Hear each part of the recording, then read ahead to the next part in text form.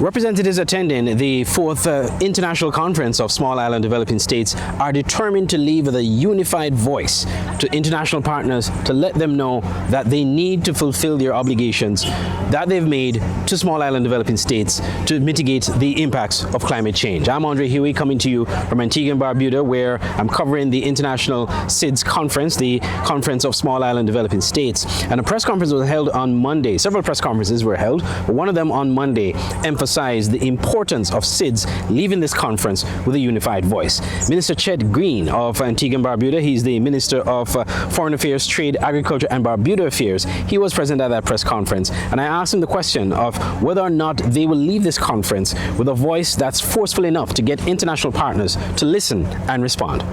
Good afternoon. Andre Huey, SKN Newsline and TBC Channel 40 in St. Kitts and Nevis.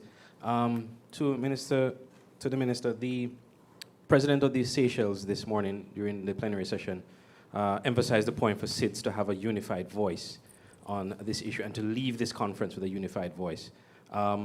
Over the years, we've seen promises made to small island developing states from the larger, more developed countries, but those promises have not been fulfilled as it relates to climate change and supporting the mitigation efforts. How confident are you and how forceful will be this unified voice from this conference and to really get the developed partners around the world, international partners, to live up to their commitments? Well, thank you for the question, my neighbor from St. Kitts Nevis. The ABAS is just that. The ABAS is what represents the collective voice, ambitions even, of SIDS countries leaving Antigua from this 4th SIDS conference.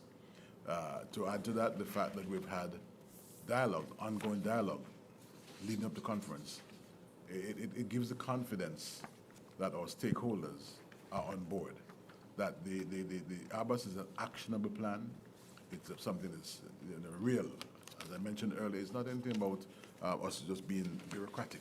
It's not us trying to complete the mission of having another SIDS conference, but it's about refashioning, reshaping, resetting the agenda of SIDS here in St. John's. And so I remain confident of the outcome. I remain confident of the commitment to the outcome. And as I said earlier, at the risk of sounding like a stock record, a very critical and key element in achieving this ABAS is the role and function of the media. Our friends in the media have to come on board. So we keep this front and center in the lives and daily work of all of us over the next 10 years. The creation of a center of excellence, the whole question of focusing on data for development purposes, these are in some ways new additions to our arsenal. We all speak of data, but how many of us really can say that we turn to data, collection, storage, and usage to inform decisions we make?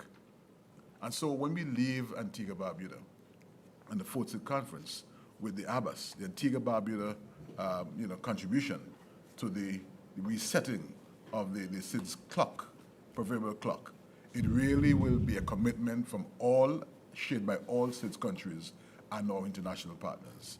The media, again, I emphasize, is a critical component, a critical element in ensuring that this agenda stays front and center in the lives, in the minds, and in the work of all of us.